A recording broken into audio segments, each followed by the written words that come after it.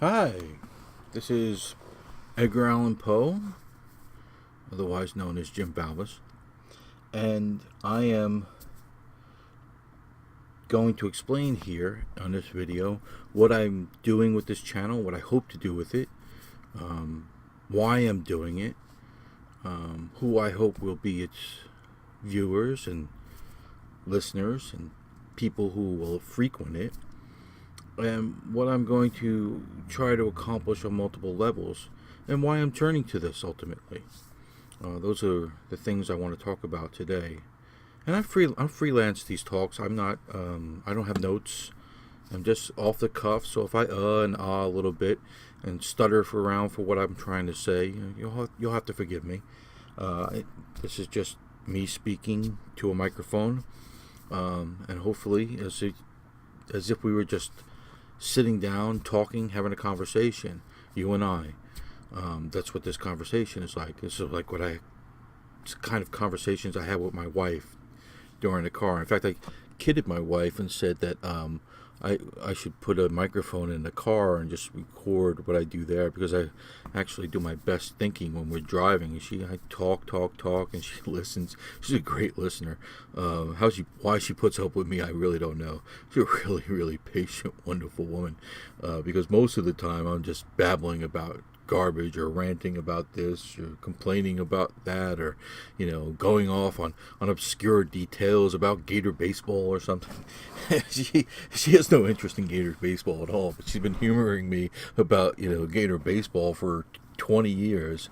I mean, she learns the names of the players and everything. It's kind of funny. I mean, she never even liked baseball before I met her, so she does all this stuff out of love, and she's a great person.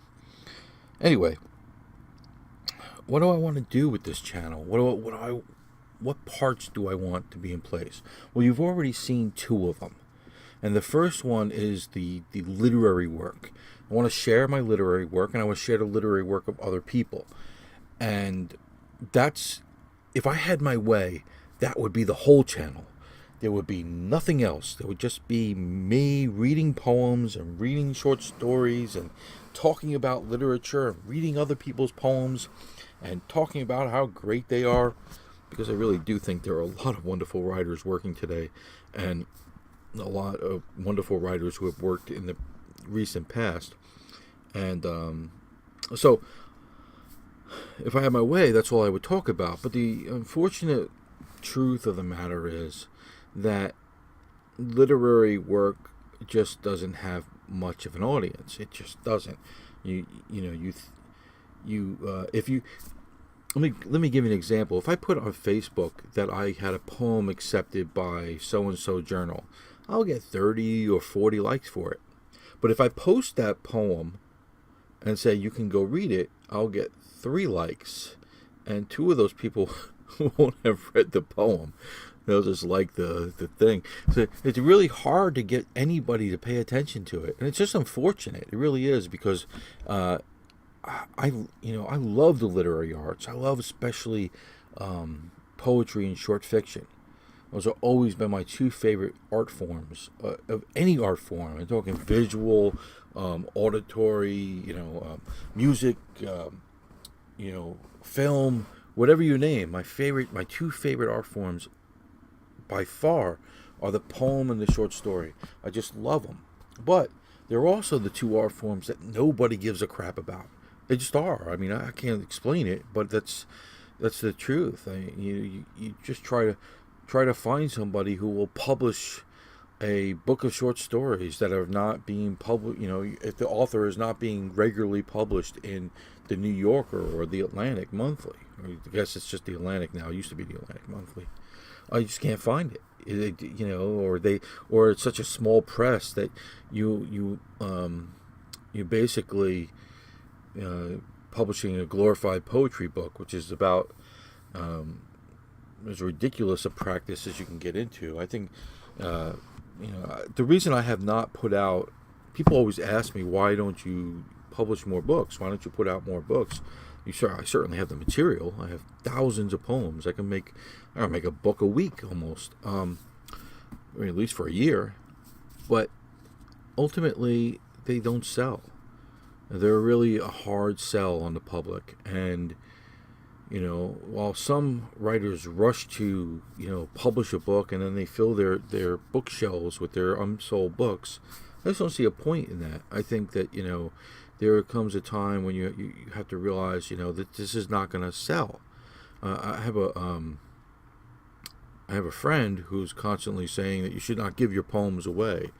You should not, do it for exposure or something like that. But the truth of the matter is, you can't give away poems. You can't even say, "Here, please take it," because nobody wants it. And it doesn't matter how good they are. I mean, there are exceptions. There are people out there who really care and are really into it, but they're rare. It's even the most successful poets, with the possible exceptions of like a Billy Collins or somebody like that, they just don't have readers. And even they have more fans than they have readers, I think. Because if you listen to these people, they don't know anything. I've sent my book to people just for free, or I've sent it to them, or sold it to them even. And then I talk to them later, and I find out that no, they haven't read the book. They haven't. I mean, it's obvious to me they haven't read the book. They're like, wow, that's a really. They'll read a poem that I put on, and they'll say, wow, that's a really good poem. And I'm like, well, it was in the book. Why didn't you think about it then? And it's not like the poem is forgetful, forgettable because you like the poem. So obviously, it's not forgettable. So you've not read the book, even though it's been in your hands for a long time. So I would love for the channel to be entirely about literary stuff, and just reading my poems, or talking about poetry, or talking about other people's work. But unfortunately, that does not build an audience. It just doesn't. Not today. You have to be diverse in this, or you have to go into fields that will bring people in and say, okay, I'm interested in his other work, so maybe I'll check out his poems. That's usually the way you bring people in. That's the way you bring in people.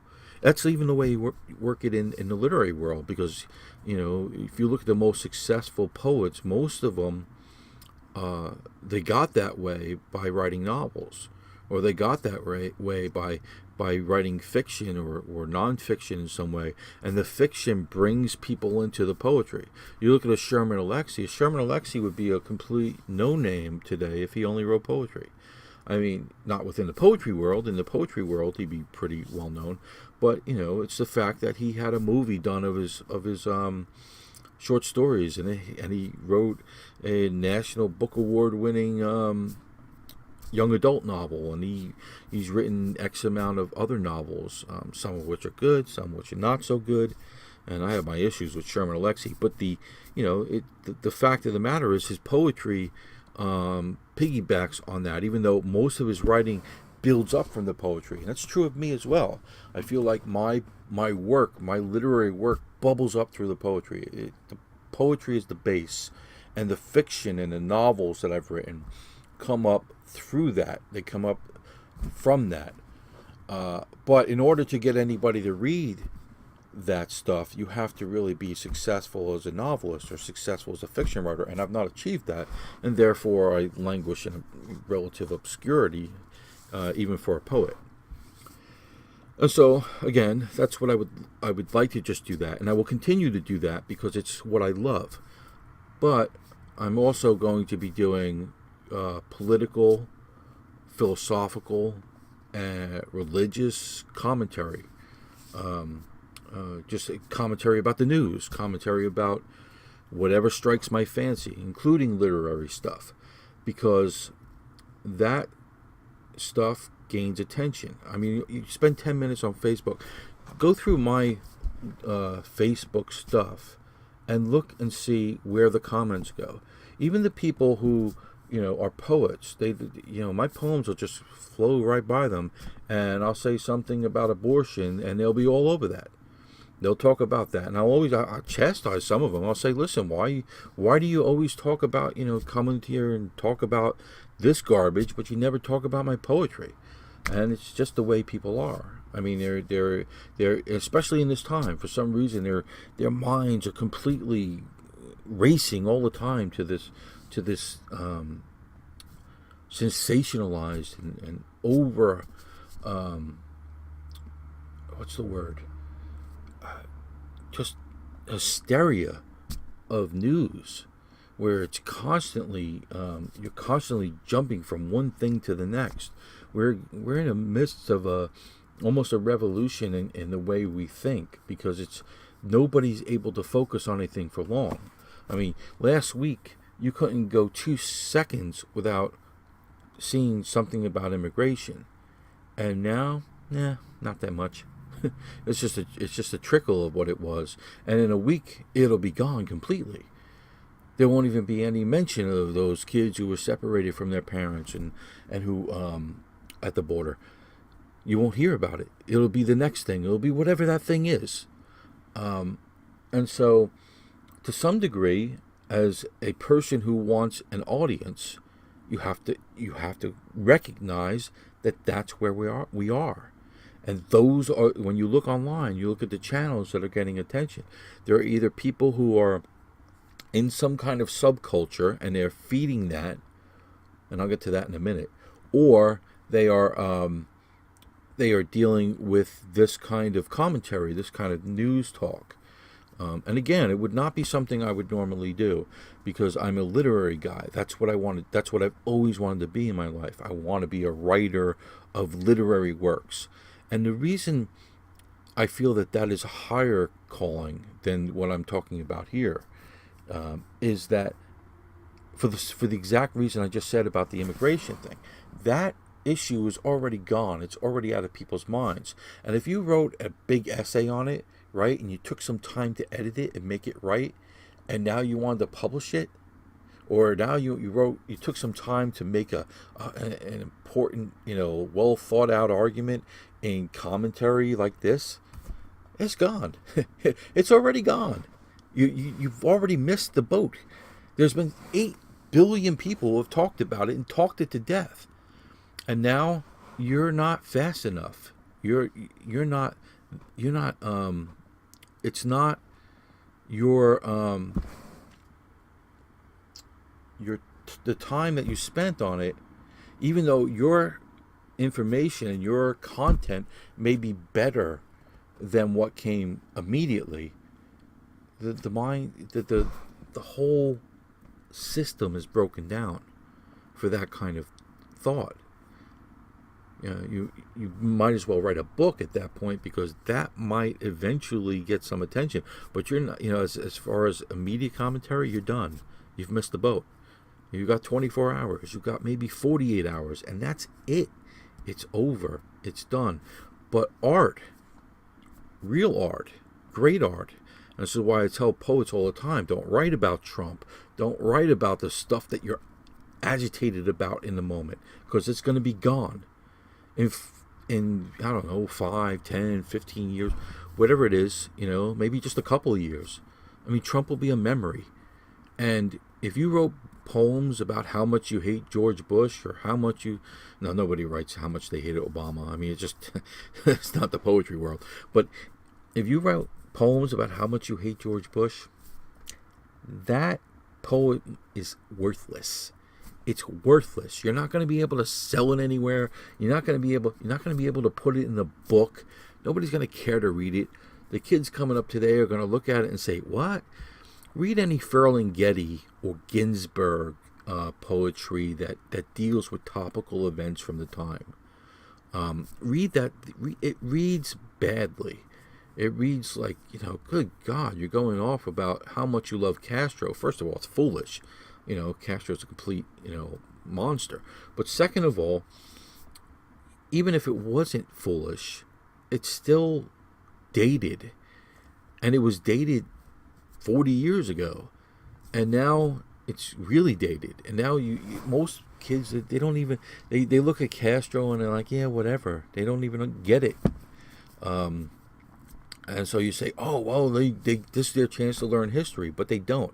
They pass it over and they go to the next poem that has something to do with their lives. And that's always what happens. I've read enough of this kind of verse to say it doesn't work. So what does work? Well, reaching for the universal, reaching for what will last.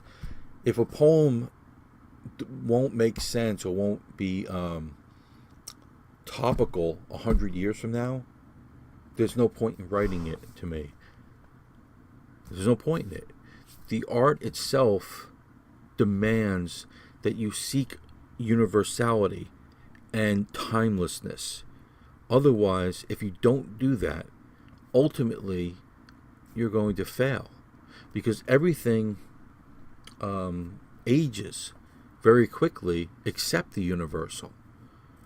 And so that's why you see a lot of what was really trendy in painting 50 years ago just looks like slop now. Whereas stuff that they were doing, that Da Vinci was doing, is as beautiful as ever because it's timeless. That kind of craftsmanship, that kind of skill is timeless. And so I would like to do nothing but that. But unfortunately, we do live in a world where in order to bring in people to, to see the older, more universal stuff, you have to deal with the topical as well. And that, so I'm going to try to do that as well. The third thing I'm going to do is work. I have a couple of hobbies: gardening, cooking, video games, and I'll probably do some stuff with that as well. These things will work as almost a sort of diary, but focused in on certain aspects of my life. Because when you look at what is a successful channel on YouTube, some people are extremely narrowly focused. I mean, they play PlayStation games, and that's what they do. They don't play Nintendo games. They don't play Xbox games. They don't play old games. They don't play new arcade games. They don't play, chess. They don't talk about their wives. They don't do anything. What they play PlayStation games, and that's what they do. And the people who love PlayStation games go to them in the hundreds of thousands. It's amazing to me, but they really do. They flock to them because they're absolutely dedicated to that one little subculture, and to some degree, you have to be able to do that in a subculture that's large enough. Now, poetry is a subculture, but it's tiny. It's a tiny subculture. Literally, you can know every poet in America that's worth knowing within 2 or 3 years. You can learn the names of just about all of them.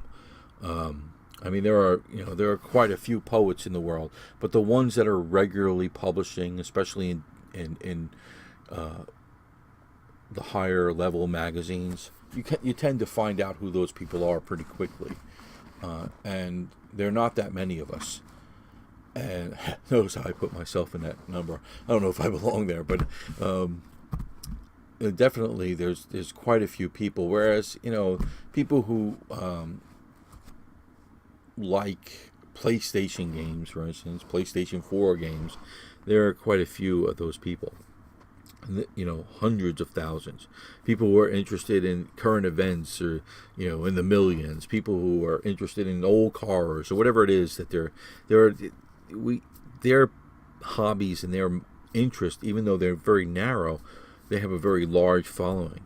And so I plan on doing that as well. So there'll be the gardening stuff, which isn't too large because I can only garden in the summer, and it's a container garden because I live in a condo.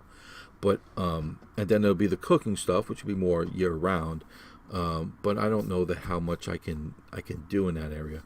There'll be some sports stuff because I'm very interested in sports, and then there'll be some video game stuff, which is a passion of mine, especially retro video games, which I love.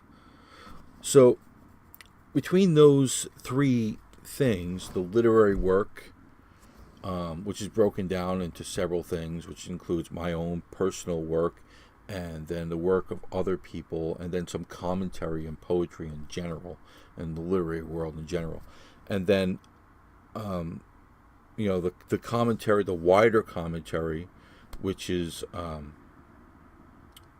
current events usually, but also some talk on philosophy, history, science, or whatever catches my fancy. And then on top of that, some of the hobby stuff, which would be I think much more video intensive. Now you can do this kind of still movie with commentary, or still movie with a poem, but I think that there's going to have to be some video with the. Nobody wants to hear me talk about ColecoVision. They want to see me play the game. So that's what I'm thinking about doing with the channel, and I would like to grow it and gain a following. I used to have a pretty large following online before I gave it all up to be a recluse, and so that's it. So let's go forward. Let's see what happens, and God bless you.